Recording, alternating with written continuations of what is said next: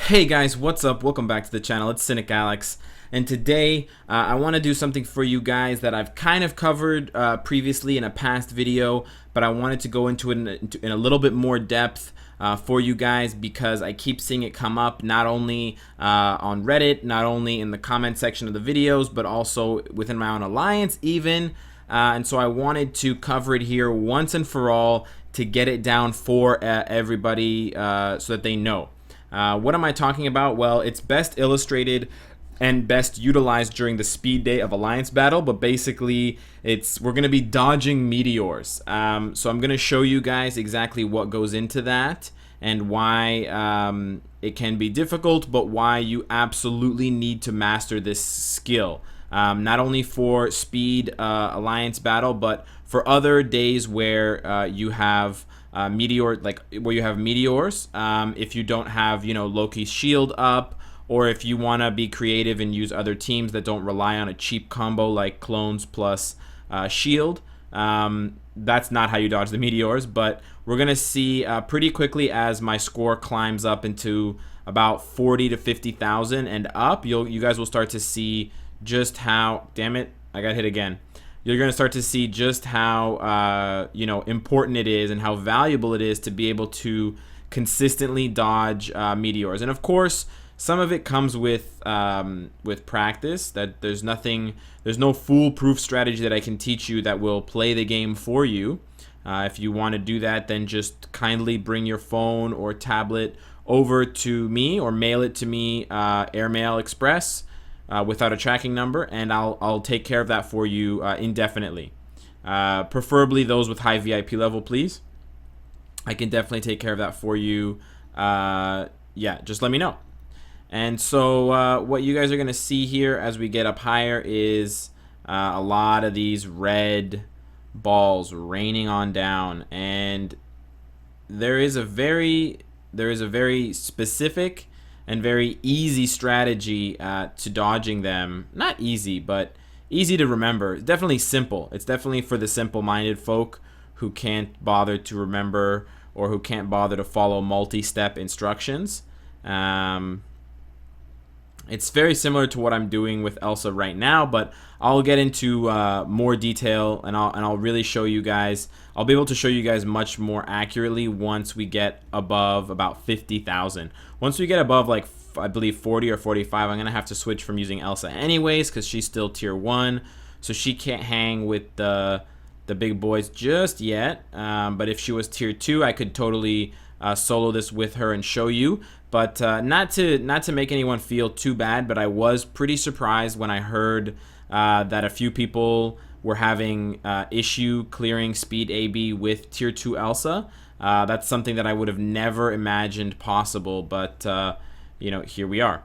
So we're getting pretty close here. We're gonna start to see a lot more meteors, so we're gonna have to start to employ this tactic unless we want to have Elsa suicide, and we don't want to do that in this case. So we're gonna have to learn how to do that. So let me just get through this mob here. Probably by the next mob we will have to do that. That move right there that I did is also extremely important for Speed Alliance Battle Day, but I'm quite confident that I covered it in the Speed Alliance Day video. But I just wanted to go into a little bit more depth about the running, because the running is applicable to every character, whereas this strategy is only applicable to Agent 13, and it's the skill canceling that I'm doing. The running is applicable to tier 1 or tier 2 Elsa, tier 1 or tier 2 Ant-Man, basically any character that you queue in to Alliance Battle Speed Day with, or like I said, another Alliance Battle Day that is meteors that you don't have Loki for, or that you don't want to use Loki for. It's going to require this running strategy that I'm about to show you guys. I think the next wave will be enough of an example for you guys. So let's start it up. So basically what you do once you get to this stage, which is arguably where it becomes quite difficult and quite challenging, even for tier 2 characters, you want to run around the outside of the arena. Now, the reason why you run around the outside of, like around the edge of the arena, is because the wall is there. So the wall just mathematically, geographically, isometrically will prevent you from seeing too many meteors clumped up together. And those clumps are like the clumps of death. Okay, it's the shit that clogs your shower drain when you're late for work. So step one is fucking stick to the edges, okay? Let's pretend, this is the 40s and you're Rosa Parks, and the back of the bus is the sides of the arena, or the edges of the arena. You want to just wait, no, you're not Rosa Parks. Never mind. Let's pretend that's a bad example. Let's pretend you're glue and I'm butter, so whatever I say doesn't stick to you. Anyways, stick to the outsides, all right? So that's the first step. The second step is fairly straightforward. It's I'm going to switch here just for safety's sake, because I don't want to lose this run. But you're not going to run full fucking speed, okay? We're not doing our best, Forrest Gump impression. We're not trying to be Usain Bolt up in this motherfucker. We're just doing this like kind of idiot's dance where we run and then we stop and then we run and then we stop. And what that does, it does two things. Well, in that case it doesn't, because I get hit by a bunch of meteors. But on the one hand, it causes the meteors to hit you where you stopped most of the time, because there's a little bit of a delay.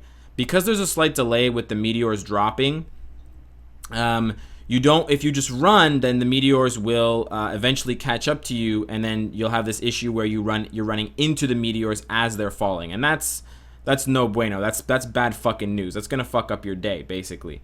So what you want to do is you want to give them some pause so that they will fall down where you were, and that's not a good example. But anyways, that's what you want to do in that situation. Not in that situation. In general, that's what you want to do. And so by pausing, it basically increases the probability that the meteors are going to land where you were and not ahead of you. Sometimes they still land ahead of you, and you do need to employ some advanced maneuverability, Jason Bourne-esque tactics. That does happen sometimes, and as you guys can see from this video, I am getting hit, so it's an imperfect strategy. It's not foolproof, and fool is in bold there. There are definitely moments where I fuck it up, and I'm gonna definitely have to restart this run because this is not an acceptable score. But barring those situations, if you run around the outside, guys, and you do this like kind of stop start shit until you can line up the attacks that you want to get off. I'm also having some trouble with this, obviously, because I'm getting hit by. You want to just to recap, you want to run around the outsides, of course. You don't want to run through the middle or anything like that. And then you want to run in a non-continuous motion, so it's kind of stop start. Just picture you have like a really shit like putt car that's on its last legs after like 35 years in the family, and you're going up a hill and it's just like creaking and it's like I'm not gonna do the sound effects for you guys. I promised I wouldn't do that again. But basically that's how you want to run, and that will maximize or minimize the number of meteors that you see ahead of you, and hopefully, and I think pretty consistently it maximizes the meteors that are behind you. And then that's good, because then you can just run a little bit ahead of them and you're out of harm's way. Another thing, of course, is to try to anticipate where the meteors are going to be, and also line up your next attack. So, those first two steps, running against the outside, and then, thank you for the Dimension Rift, running against the outside as well as stopping and starting, those two tips are pretty useless if you don't also time your attacks. So what I mean by that is, when you get up to high enough, like when you get up to a high enough score where there's like tons of meteors, you obviously need to dodge them, because if you don't, you're gonna fucking die. But then you also need to like coordinate and look ahead to where you're going to, turn and face the enemy to attack them. So as you guys can see there, I waited for that meteor to show up before I turned, like I did a pivot, and then I did Elsa's 6-star. Until I see that meteor indication, I'm not going to stop running for this part of the level. This is not an exact, thank you for the Dimension Rift, boys. This is not an exact replica, obviously, of the more chaotic stage that we were doing before we died there at about 100,000 points, but it's similar enough. So it's not really. Basically, it's a 3-step process. You have to run around the outside.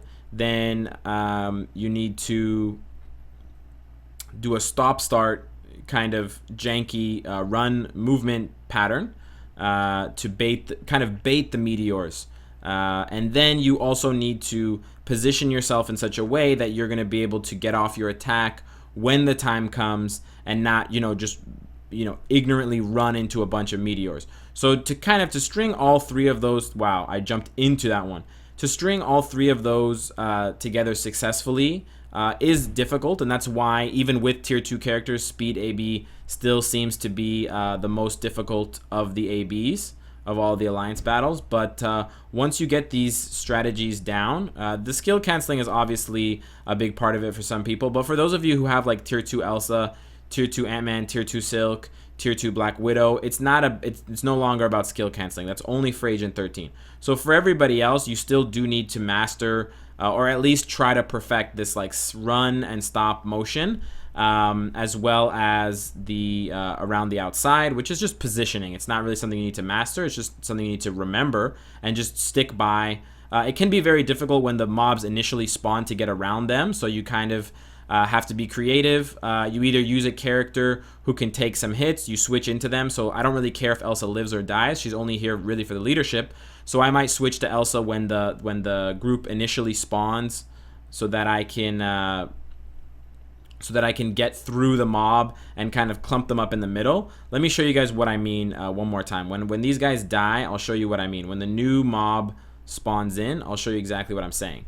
But basically, you can use a throwaway character to kind of sacrifice to put your main DPS character in the position that they need to be in to succeed. And once we wipe this crew out, I'll show you what I'm talking about here. So we do this. Okay.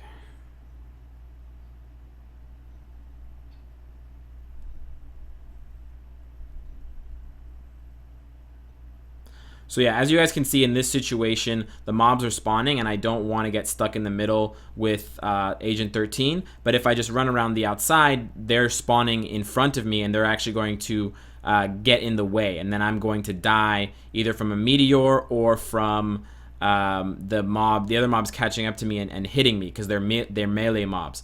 So in that case, I switched to Elsa to just run around in whatever pattern I could to get out of the way. Additionally, if you have a character that has a really good movement skill, so for example, Ant-Man's skill right there, where he does that like bullet punch, that's also a great skill to get you from where you are to where you need to be if you need to get around some mobs, but you want to stay around the outside.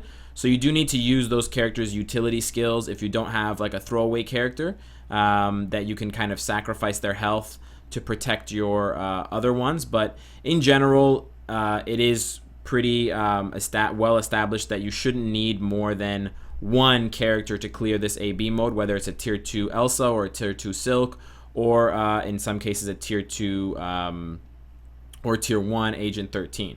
So there we go. That's kind of the strategy, guys. You also want to get the mobs clumped up like this, and by running around the outside, you quickly force them to follow you, and so they do all clump up, and that makes it a lot easier when you're there then to DPS them down, whether it's with Elsa's 6-star skill or Agent 13's 5 and 6, or whatever combination you have. But there we go, guys. One more time to show you the stop start is very effective. Not that. And then just pick your optimal moment when you're going to go in for your DPS, and then as soon as you're done, go back to the edge and keep running.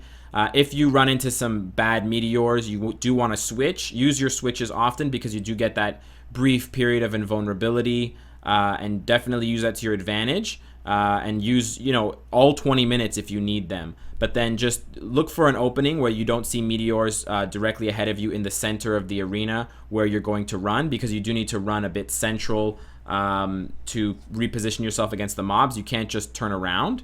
That's not going to work. So in Ant-Man's case, I don't need to do that, but if I weren't Ant-Man and if I were another character, I'd wait until I see an opening like this one, and I'd run to the middle, and then I'd do the skill that I need to do damage to them, whether it's Elsa 6 or Silk 6 or whatever. So there you guys have it. Those are the tips for Meteor days, but more specifically for speed days. I know I have covered this before, but I guess maybe I didn't do enough. I didn't do enough to clarify those specific strategies about sticking around the outside and running in this kind of, broken leg, fucking, what's his name? He broke his fucking leg. Anyways, I can't remember his name from that 2K video. But anyways, this is basically it, guys. And then you want to get around to clump them up. So get around to the outside. Thank you for the Dimension Rift D3 Requiem. Where's Diablo 4 though, guys? BlizzCon announcements. It's coming, hopefully. But it's just purely speculation at this point. But yeah, we just want to stick to the outside and just run in a stop-start motion so that we don't get hit by the meteors. And as you guys can see, the strategy is pretty successful. There are some times where you have to run around, but as you can see, in the moments where I have to run around, I run in a very tight half circle. I run around the meteor in question, and then I go right back to running very close to the wall, very snugly up against the wall. Picture the wall as like your prison cellmate. We'll call him Debo. And while he may violate you from time to time, Debo is a big guy. So Debo, he's big and he's angry. So Debo protects you from being violated by the other inmates who are much more violent and much less into your kinks. So you don't want to, upset Debo. You don't want to run in another pack, or you don't want to chill with other guys in the gang, in the local prison gang. You want to stick with Debo. So Debo's the edges. So you want to stick to the edges and then go to the middle and do your thing when you see an opening, and then go right back to Debo, because Debo's there for you. He's never going to hurt you. Debo's always there to protect you. Do the stop start, because you know that's how Debo likes it, and then go back in when you see an opening, and then just rinse and repeat. When you have this situation and you can't touch the corner because people are in your way, use the switch out effectively. Even though I sacrificed Elsa in that situation, it's well worth it, because I would have put Agent 13 in a much more vulnerable position had I not switched. But then I go right back to Debo as usual, and I just run into stop-start motion, and that's it, guys. And then we see an opening here, and we take it, and then we profit, and then we run more ads, basically. Stop, start, and sometimes you stop for a little bit longer if the mobs are very far away or if they're not blasting you. But then you look for an opening, and you take your opening, and it's just, the more you practice it, the better you'll get at it. In this situation, again, so I didn't switch fast enough, so I lost Agent 13 there, unfortunately. I was trying to switch to Ant-Man, but I got kind of distracted with the video, so I wasn't able to. But in Ant-Man's case, it's a little bit different as well, because he doesn't need to do that stop-start stuff. But Agent 13 especially. And also, like, if you're using even Tier 2 Elsa, there will be times where Elsa doesn't have the 6-star ready and she's not invulnerable. And also, if you're not one of the people that has maximum skill cooldown, like if you don't have 50% or very close to 50% skill cooldown because you have bad cards or you have a low alliance level, then you're going to need to do that even for Tier 2 Elsa. She's not perfect. She's not invulnerable for those people, for those newer players.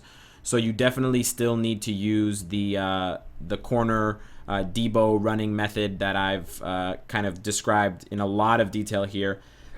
So I hope this has been enough for you guys to totally get the hang of it and to see exactly what people mean when they say stick to the corners, stop, start running, and then go into the middle and see your openings, to use your skills there, especially for like a Tier 1 Black Widow or a Tier 1 or even a Tier 2 Agent 13. Those characters especially need a lot of protection, because otherwise they're very squishy, they're going to die, and then you're not going to be able to get a max speed AB score. Then you're going to get kicked out of your alliance, then you're going to ask me to join my alliance, then we're going to kick you out of our alliance after you suck in our game mode for a while.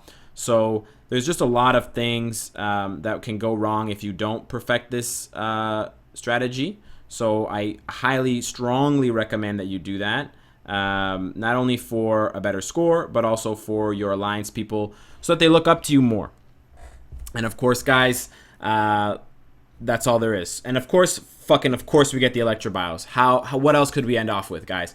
So that's today's video, guys. Let me know what your thoughts are. Let me know what you think. And of course, if you like what you see, I hope to see you again tomorrow. Take care.